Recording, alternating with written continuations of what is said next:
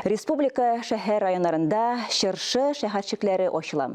Казанда исә төп шыршыны рәсми рәвештә Казан гаилә үзәге янында иртәгә 24 декабрьдә тәкъдим итәргә җыеналар.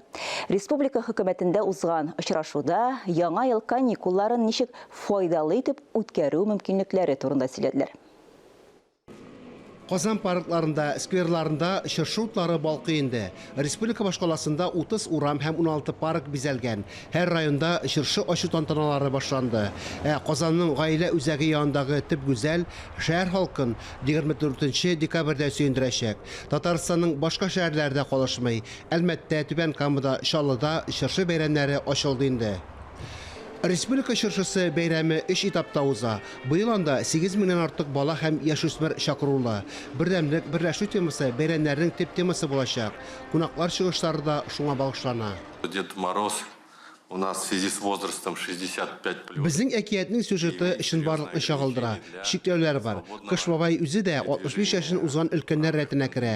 Пандемия шартларында балалар бүләксез калырга тиеш түгел.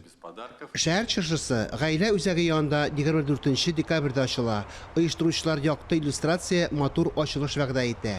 Елочный городок у центра семьи Казан. Это 35-метровая елка, очень интересного конструктива. Казан гаилә үзәге янында 35 метрлы шыршы куелды. Бик кызыклы конструкция.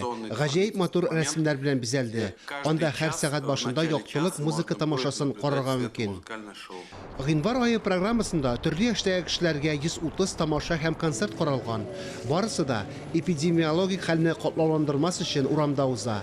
Петербург театры гастрольләре, Снеговики урам спектакле, Кыш көчмә студиясе балалар спектакльләрен тәкъдим итә.